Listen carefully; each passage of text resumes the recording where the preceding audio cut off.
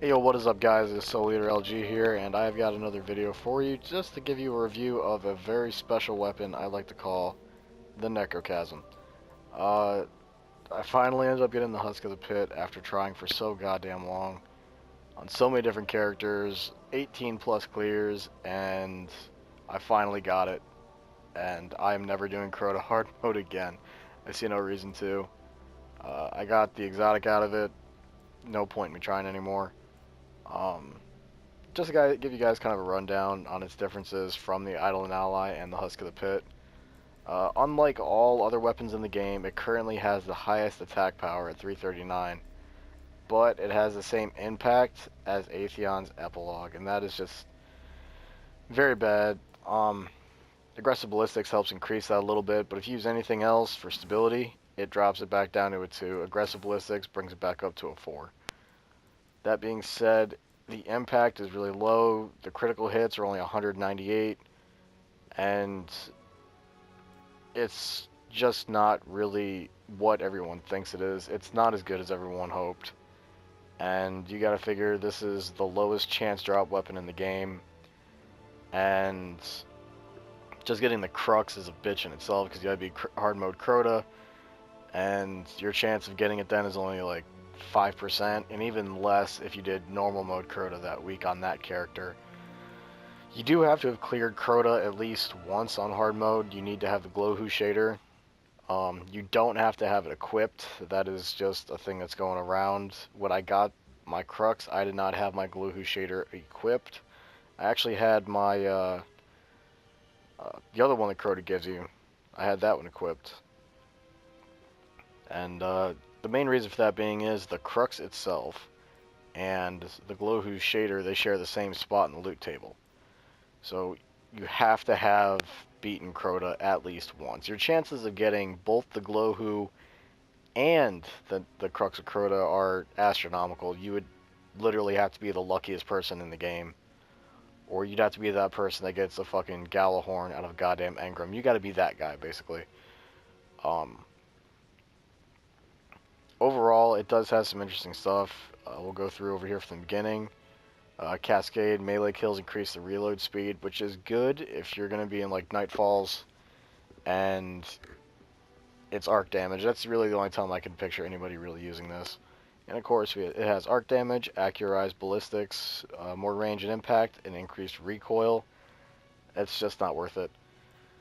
CQB ballistics, greatly reduced recoil, significant penalty to range, but if you look up where it's showing the red, it also more than halves the impact. Aggressive ballistics, more predictable recoil, enhanced impact, shorter range, and more recoil.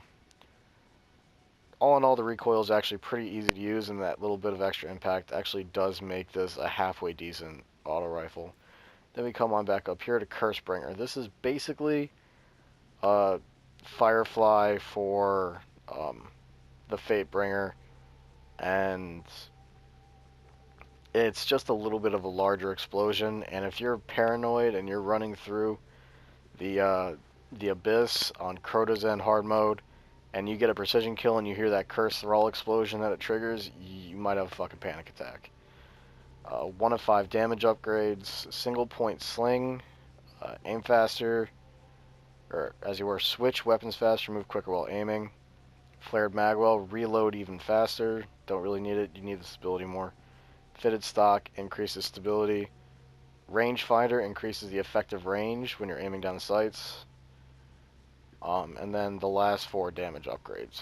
Now, I'm pretty sure everybody knows by now, the second you get the Crux of Crota and you upgrade your Idol and Ally, it comes fully upgraded. You don't have to do anything with it. It is just, boom, immediately there. Which is nice, but if you've never used the Idol and Ally enough to really get a good handle for it, or you didn't really care that much, just threw on Husk of the Pit whenever you actually did, like, the summoning pits for the Nightfall and the Weekly, or you were just doing it on a new character and you were switching the Husk over to that, so at level 10 you had a decent auto rifle.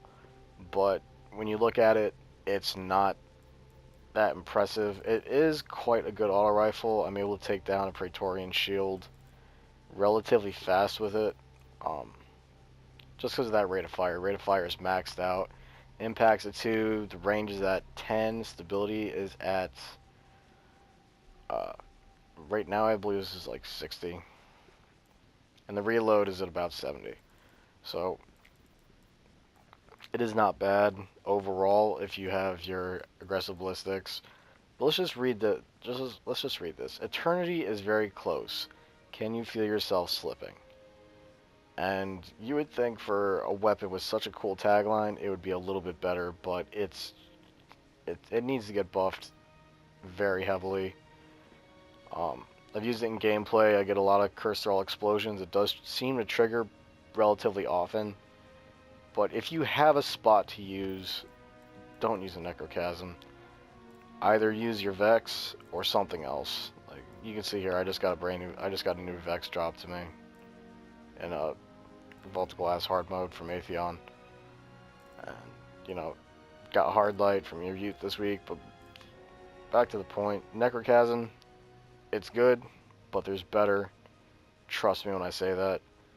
Even though the Abyss Defiant, a legendary, has better impact. You know, overall the stats are just better for the Abyss Defiant. Like, well, I'll just put these side by side.